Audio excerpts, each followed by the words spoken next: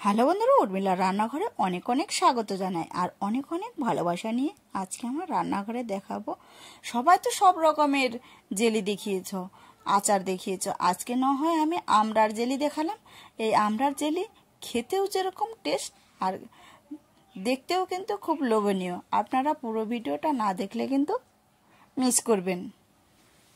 আর আশা করি সবাই ভালো আছো, আমিও ভালো আছি। চলুন তাহলে এই আমড়ার জেলিটা কিভাবে করছি পুরো ভিডিওটা আপনাদের সাথে থাকতে হবে, না থাকলে কিন্তু আপনারা দেখতে পারবেন না আর বাড়িতেও কিন্তু তৈরি করতে পারবেন না। তো চলুন কিভাবে এই রেসিপিটা তৈরি করছি। প্রথমে কিছুটা আমি আমড়া নিয়ে নিয়েছি।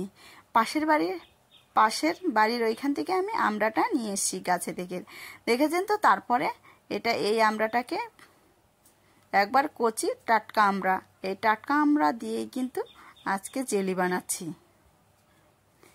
এইখানে আমি দেখুন অন্য বাটিতে নিয়েছি জল দিয়ে আমড়াটা বেশ করে ধুতে হবে, পরে কিন্তু এটাতে জল দেওয়া যাবে না। জল দিলে কিন্তু জেলিটা কিন্তু খেতে একদমই ভালো লাগবে না। তার জন্য প্রথমে এটাকে ধুয়ে নিতে হবে।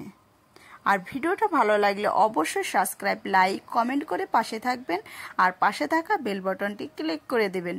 তাহলে যখনই আমি ভিডিও ছাড়বো তখনই কিন্তু আপনার কাছে পৌঁছে যাবে। এই দেখেছেন তো, আমি হাত দিয়ে কচলে কচলে ধুয়ে নিয়েছি। তারপরে বোটাটা কেটে নিলাম।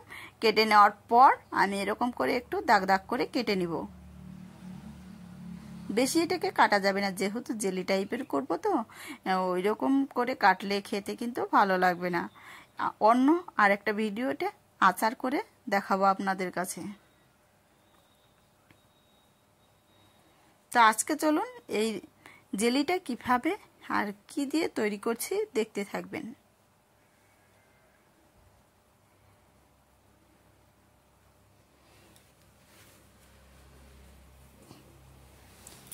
এইভাবে করে কিন্তু আমার সম্পূর্ণ আমরাই কিন্তু এইভাবে কেটে নিব।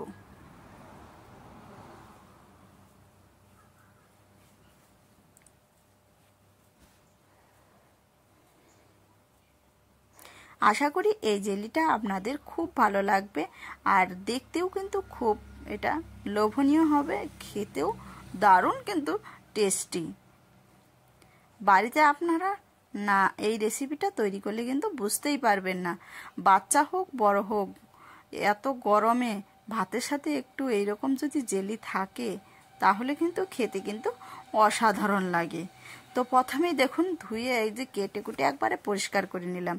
এইদিকে কড়াইটা বসিয়ে দিয়েছি। আমি প্রথমে কিছুটা সামান্য পরিমাণ মশলা দিব। এখানে আপনারা মশলা না দিলেও পারবেন, আমি এখানে দিচ্ছি, খেতে একটু সেন্ট করবে তাই। দেখুন জিরে দিয়ে দিলাম, ধনে আর মোহরি অল্প করে ভেজে নিয়েছি। এখানে আপনারা শুকনো লঙ্কাটাও ভাজতে পারেন, আমার গুঁড়ো মশলা আছে দেখে আমি ভাজলাম না শুকনো লঙ্কাটা।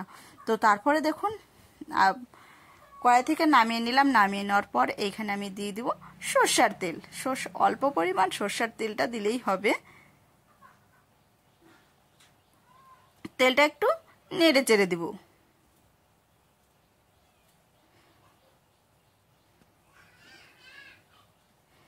তারপরে দেখুন দিয়ে দিচ্ছি তেলের মধ্যে, তেলটা কিন্তু বেশ গরম হয়েছে। এখানে ফোড়নে দিয়েছি মোহরি ফোড়ন আর শুকনো লঙ্কা দিয়ে একটু নেড়ে চেড়ে দিব। তারপরে কেটে রাখা আমড়াগুলো আমি দিয়ে দিচ্ছি।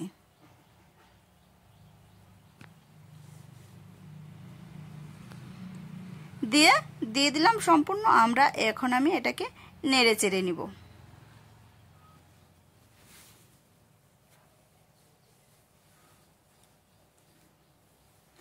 যেহেতু এটা জেলি করছি তার জন্য কিন্তু একটু চিনির পরিমাণটা বেশি লাগবে, মিষ্টির পরিমাণটা।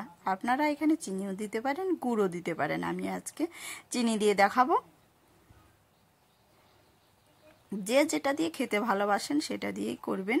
জেলিটা আপনাদের পছন্দ মতো দেখবেন, অবশ্যই ভালো লাগবে। অনেকটা পরিমাণ চিনি দিয়েছি।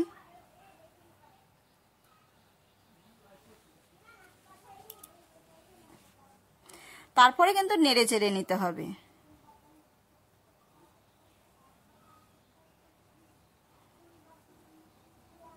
যারা এই রেসিপিটা পারে না তারা কিন্তু এইরকম ভিডিও দেখলে আপনারাও বাড়িতে ট্রাই করে নিতে পারবেন, অবশ্যই পেরে যাবেন। তো তারপর দেখুন একটু চিনিটা গলার জন্য আমি দিয়ে দিলাম ছোট বাটির 1 বাটি জল। ছোট বাটির দিবেন, অল্প একটু দিবেন, বেশি দিলে পেরে কিন্তু এই আমড়াগুলো গলে যাবে আর খেতে কিন্তু ভালো লাগবে না। এই দেখুন তারপর কতখানি জল উঠে আসলো, চিনি থেকে জল ছেড়ে দিয়েছে। এইভাবে করেই কিন্তু হালকা আঁচে কিন্তু এটাকে নাড়তে হবে।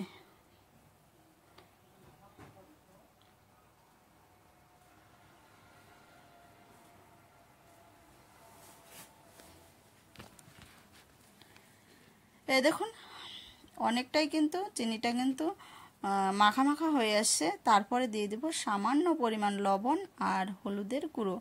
বেশি এখানে লবণ দেওয়া যাবে না, বেশি লবণ দিলে কিন্তু এখানে জেলিটা কিন্তু গলে যাবে আর খেতেও কিন্তু টেস্ট লাগবে না।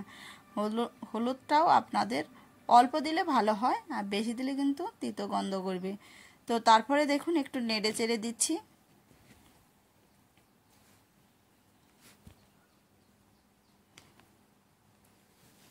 এইভাবে করেই নাড়তে হবে।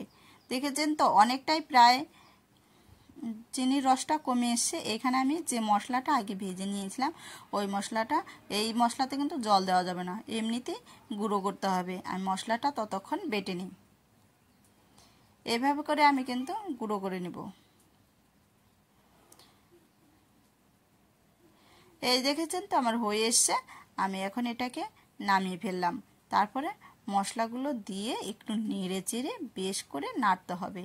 নাড়লেই কিন্তু সেন্ট, এই যে এটাকে দিয়েছি লঙ্কার গুঁড়ো অল্প দিবেন, যেহেতু বাচ্চা বড় থেকে সবাই কিন্তু এটা খেতে পারবে গরম ভাতের সাথে। কখনো কখনো ভাত খাওয়ার ইচ্ছে করে না, এই রকম যদি জেলি টাইপের আচার থাকে, যে কোনো আচার জেলি টাইপের থাকে, বাচ্চা থেকে বুড়োরা সবাই কিন্তু খেতে পছন্দ করবে। তারপরে নেড়েচেড়ে কিন্তু নামিয়ে ফেলবো। পুরো ভিডিওটা আমার সাথে আছেন তার জন্য অনেক অনেক ধন্যবাদ। পুরো ভিডিওটা দেখার জন্য অনেক অনেক ধন্যবাদ। এইভাবে করেও কিন্তু কত সহজেই বানিয়ে ফেললাম, তাই না? এইভাবে তাহলে আপনারাও বাড়িতে একবার ট্রাই করে দেখবেন, অবশ্যই কিন্তু বানাতে পারবেন।